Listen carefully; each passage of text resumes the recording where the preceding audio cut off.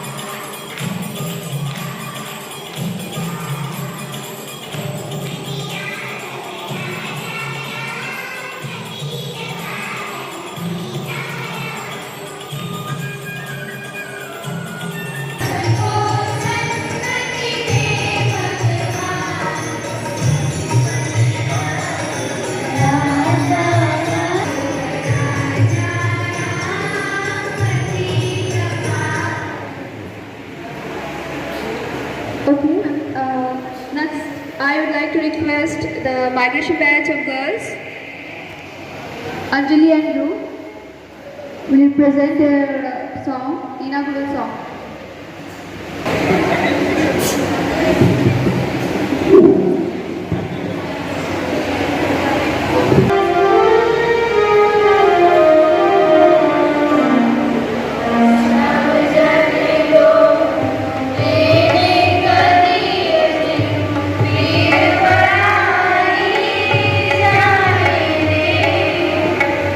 Krishna Jai Go,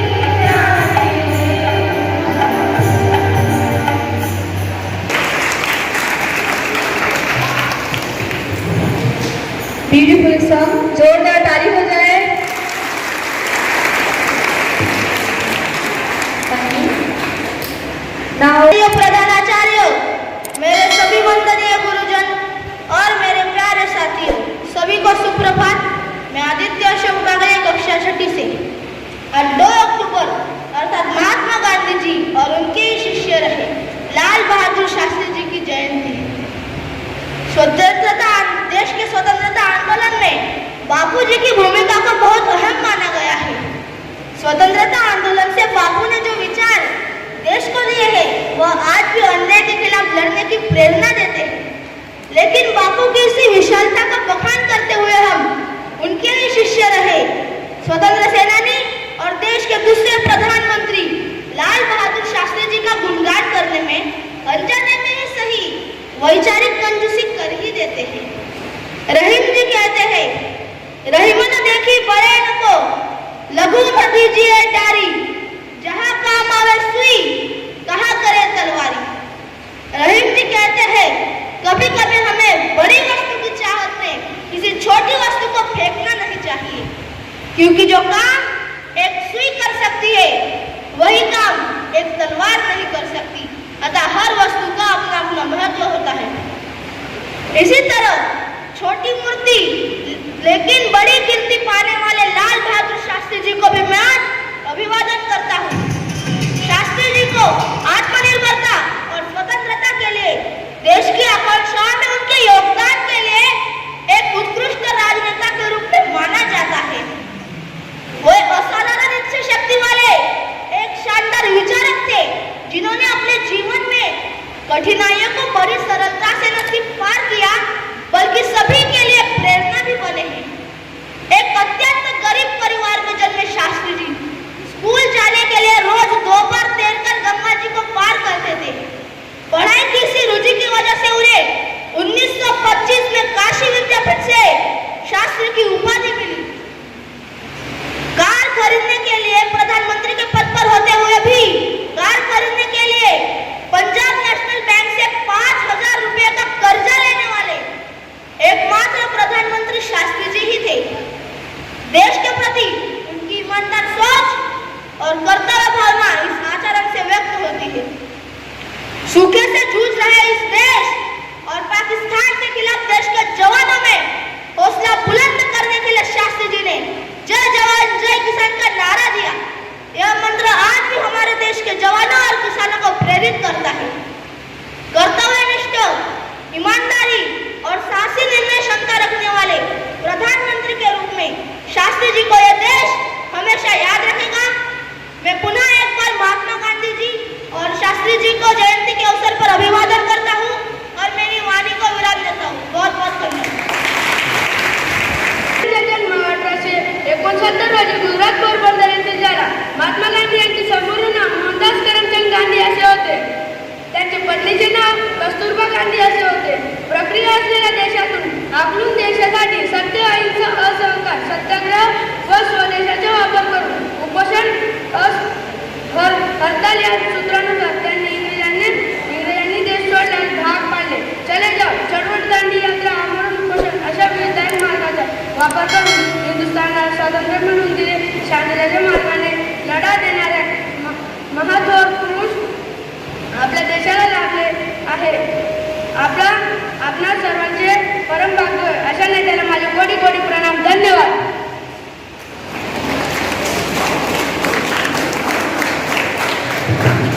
Good morning to everyone, Honorable Chief Guest, respected Principal Sir, teachers and all my dear friends.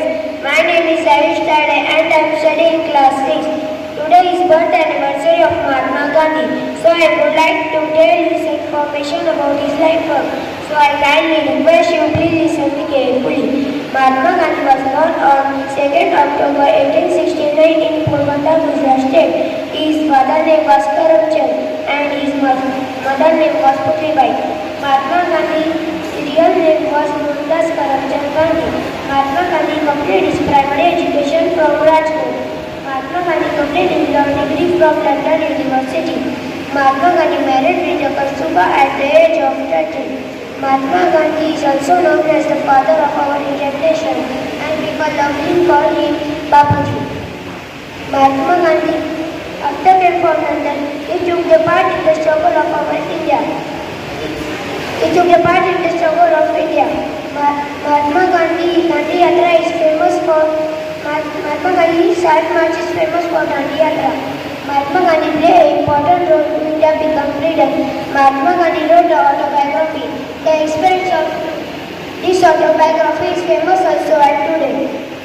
Mahatma Gandhi died on 30 January 1948. And this is a great freedom fighter who devoted his whole life for our country. Thank you, Jay. Good morning, everyone. Respected principal sir, teachers, and all my dear friends. My name is Divendra Ravindra Boy, studying 6th standard. Today, I am going to tell few lines about Mahatma Gandhi. Mahatma Gandhi was great freedom fighter of our country. He born on 2nd October 1869 in Porbandar, Gujarat. His full name was Mohandas Karamchand Gandhi. He is known as Bapu and father of nation. Gandhiji studied law from England. He played important role in India's freedom. He is powerful supporter of non-violence. His birthday is celebrated as Gandhi Jayanti. Thank you. Jai Hind, Jai Bharat. इसी से संस्कार चलता है। इस विषय पे आगे विस्तार से हम जानेंगे शास्त्री जी के ऊपर और गांधी जी के ऊपर। I would like to request Fabrice to come on stage to deliver a speech. प्राचार्य सर, सभी विद्वान अध्यापक और मेरे प्यारे छात्रों, शुभ सकाल। सबसे पहले आप सभी को आज गांधी जयंती और हमारे भारत के दूसरे प्रधानमंत्री लाल बहादुर शास्त्री की जयंती के अवसर पर आपको शुभकामनाएं। और जैसे कि हमारे 6वीं के छात्र जो इस साल के हमें मिले हुए हैं, बहुत ही अच्छे वो बातें करते हैं, बोलते भी हैं और स्टेज भी बहुत ही अच्छा है। जैसा कि आपको मालूम है कि अभी की ये जो शुरुआत है, जैसे कि हमने सभी बच्चों को सुना है, सभी बच्चों ने बहुत ही अच्छा स्पीच दिया है। ये शुरुआत ही उनकी अच्छी है। 6वीं में तो पढ़ रहे हैं, लेकिन इतना कॉन्फिडेंस के साथ वो इतनी अच्छी इंफॉर्मेशन स्टेज के सामने, इतने बड़े स्टेज के सामने देते हैं, तो वाकई ये बहुत ही उनके लिए अच्छी बात है। वो जैसे जैसे आगे बढ़ते जाएंगे, कुछ बच्चों के लिए जब वो उच्च शिक्षा प्राप्त करेंगे तो कई प्रकार के डिस्ट्रिक्ट और स्टेट लेवल पर भी अच्छा वक्ता का भी स्पर्धा होती है। इनमें से बहुत हमारे नवोदय से बच्चे भी आगे जाने वाले हैं, जिसे हम युवा वक्ता के नाम से भी शायद हमारे स्कूल का नाम वो आगे रोशन कर सकते हैं। ये हमारे विद्यालय के लिए बहुत अच्छी बात है। दोस्तों, आपको मालूम है कि आज हमारे भारत के 2 राष्ट्र नेता संयुक्त उनकी जयंती आज मनाई जा रही है। और जैसा कि आपको मालूम है कि महात्मा गांधी ने हमारे भारत के लिए बहुत बड़ा योगदान भी दिया है और कुछ छात्रों ने उनकी जानकारी भी दी है। उनमें से 2-4 पॉइंट मैं आपको बता देता हूँ, बाद में लाल बहादुर शास्त्री जी के बारे में भी आपको जानकारी देने वाला हूँ। जैसा कि आपको मालूम है कि छात्रों ने जिस तरह से बताया है कि 2 अक्टूबर 1969 में पोरबंदर में गांधी जी का जन्म हुआ है। जैसा कि आपको मालूम है कि पेशे से वो वकील थे, लॉयर थे और यही पेशा आगे लेके जाने के लिए वो दक्षिण अफ्रीका गए थे। दक्षिण अफ्रीका में जाने के बाद वहाँ पर नस्लवेदी सरकार का अनुभव भी वहाँ उनको आया है। जब नस्लवेदी सरकार के खिलाफ उन्होंने वहाँ पर कुछ नया तंत्र के जरिए आंदोलन करने का प्रयास भी किया है, जिसमें उनको कामयाबी भी मिली है। उस कामयाबी मिलने के बाद 1915 में जब वो भारत लौटे तो लगभग 46 इयर्स के थे। और भारत की स्थिति भी शायद राजनीतिक में बहुत अच्छी नहीं थी, क्योंकि 1885 के बाद भारत का जो ये आंदोलन राष्ट्रीय कांग्रेस की तरफ से चल रहा था, ये बहुत ही मवाड़वादी था। अंग्रेज़ों को रिक्वेस्ट और एप्लीकेशन करके ही शायद हमें आज़ादी मिल सकती है, इतना शिथिल राजनीति यहाँ पर चल रही थी। लेकिन बाद में गांधी जी आने के बाद ये भी मवाड़वादी थे, लेकिन राजनीति में प्रवेश करने के लिए उन्होंने जब प्रयास किया, सोचा, तो उनके राजनीतिक जो गुरु हैं गोपाल कृष्ण गोखले, जिन्होंने भारत सेवक की स्थापना की थी, उन्होंने उनको गाइडलाइन दिया है कि अगर आपको राजनीति में प्रवेश करना है तो सबसे पहले आपको भारत की राजनीति क्या है उसके बारे में पहले आपको जानकारी प्राप्त करनी पड़ेगी, ताकि आपको उद्देश्य आगे क्या रहना चाहिए ये भी स्पष्ट हो जाएगा। जब वो भारत का दौरा करने लगे हैं तो बिहार में चंपारण में उन्होंने मजदूरों की क्या नील उत्पादक किसानों की मजदूरों की क्या स्थिति थी ये देखी है, और किस तरह से उन पर अंग्रेज़ों के जरिए अन्याय अत्याचार हो रहा था। तो उन्होंने 1917 में चंपारण में लड़ा दिया है, वहाँ पर भी उनको कामयाबी मिली है। लेकिन वो शुरू करने से पहले उन्होंने एक सोच रखी थी कि जिस तरह से दक्षिण अफ्रीका में सत्याग्रह का नया तंत्र आंदोलन का उन्होंने शुरू किया था, तो भारत में इसी के जरिए ही हम आंदोलन आगे लेके जा सकते हैं।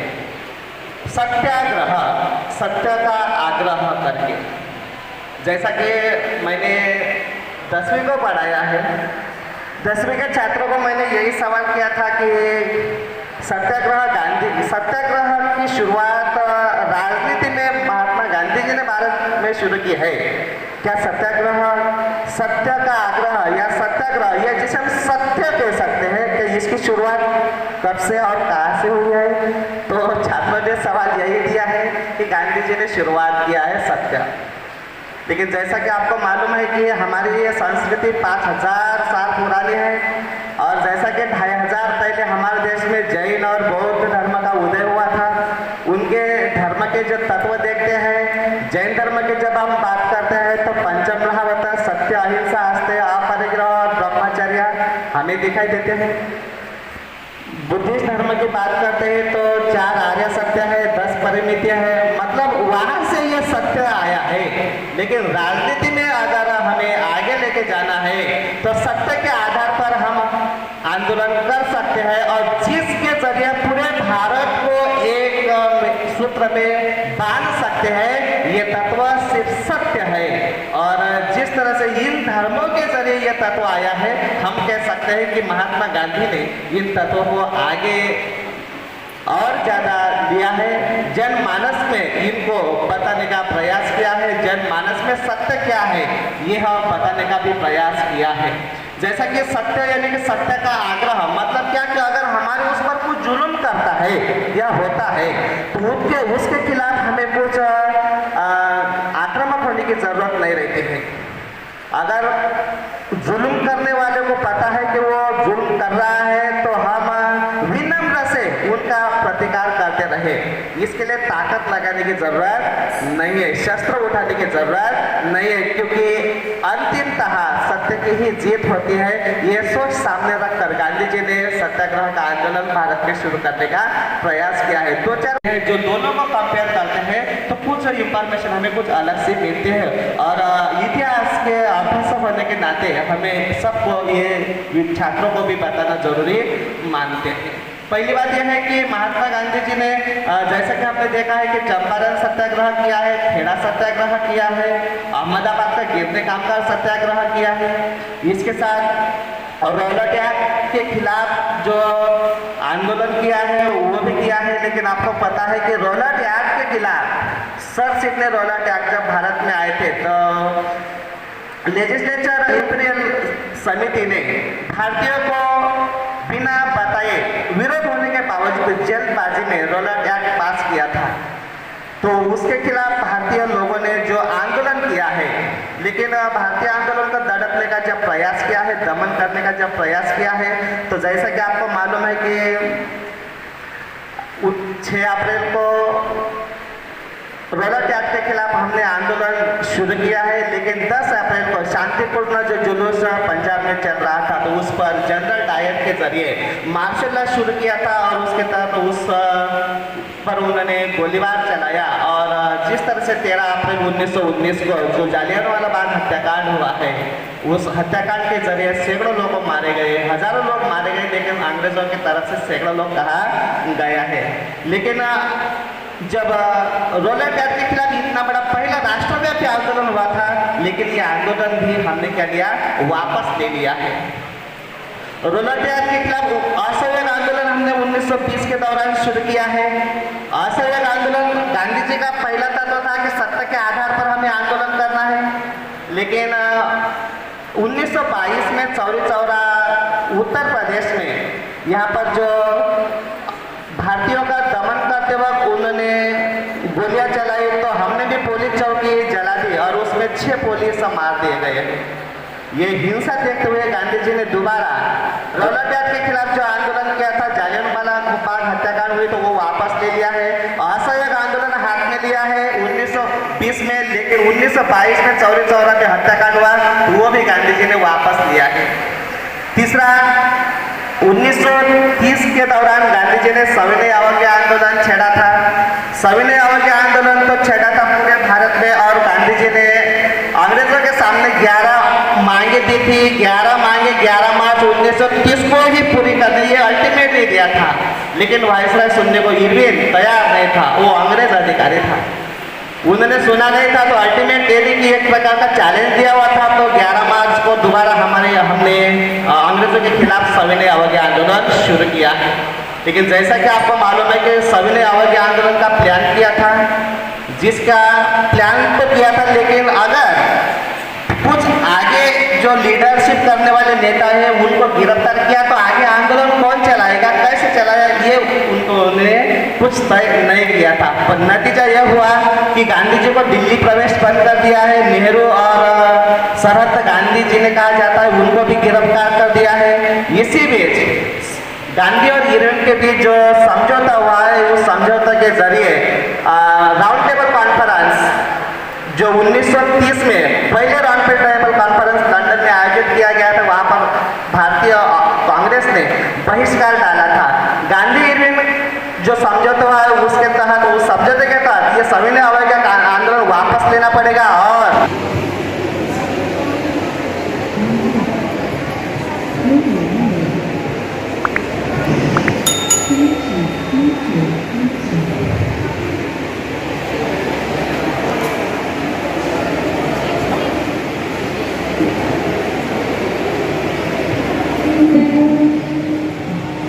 ईश्वर अल्लाह तेरे नाम सबको सन्मति दे।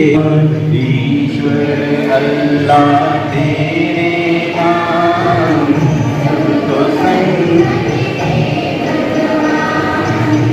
सबको सन्मति दे भगवान, सारा जग तेरी संतान।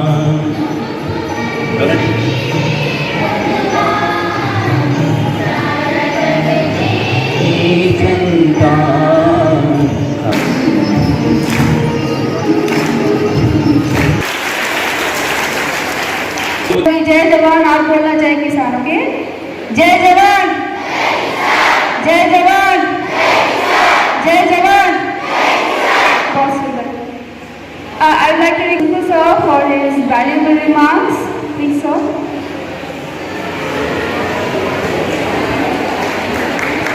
सुप्रभात बच्चों,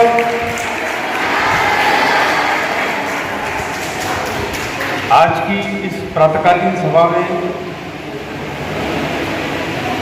राष्ट्रपिता महात्मा गांधी, लाल बहादुर जी शास्त्री की प्रतिमा को मैं शत नमन करता हूं और उनके बारे में 2 शब्द बोलता हूं। आज की यह सभा अति विशेष सभा रही है समस्त देश में, जिसका आयोजन 9 बजे से 10 बजे नवोदय विद्यालय में संपन्न हो रहा है और अन्य डिपार्टमेंट में भी यह संपन्न हो रहा है, जैसे कि हर वर्ष की भांति होता है। इस साल ये थोड़ा स्पेशल रहा कि 1 तारीख को स्वच्छता अभियान गांधी जयंती के उपलक्ष्य में रखा गया, जो आज भी था। आपकी कल परीक्षा है। राष्ट्रपिता गांधी जी वह ईश्वर सत्य है नहीं बोलते थे। लोग बोलते थे कि ईश्वर सत्य है, लेकिन गांधी जी बोलते थे कि सत्य ही ईश्वर है। मतलब जो बात सत्य है वो ईश्वर है। लाल बहादुर शास्त्री जी ने जय जवान जय किसान का नारा देके समूचे भारत को एक प्रेरित किया था एक आंदोलन में। जब फूड क्राइसिस थे तब उसको नष्ट करने के लिए उन्होंने भरसक प्रयास किए। दोनों के कार्य को सर जी ने विस्तृत रूप से आपके सामने प्रस्तुत किया। दोनों की महानता किसी बात से कम नहीं होती बल्कि बढ़ जाती है। ऐसा एक भी क्षेत्र नहीं कि जिसमें इनका योगदान नहीं रहा होगा। मैं उनके योगदान को याद करते हुए उन्हीं के कुछ गुणों को अपने में लाने का प्रयास करना चाहिए आज के दिन। और इसी के साथ मैं मेरी वाणी को विराम देता हूँ। धन्यवाद।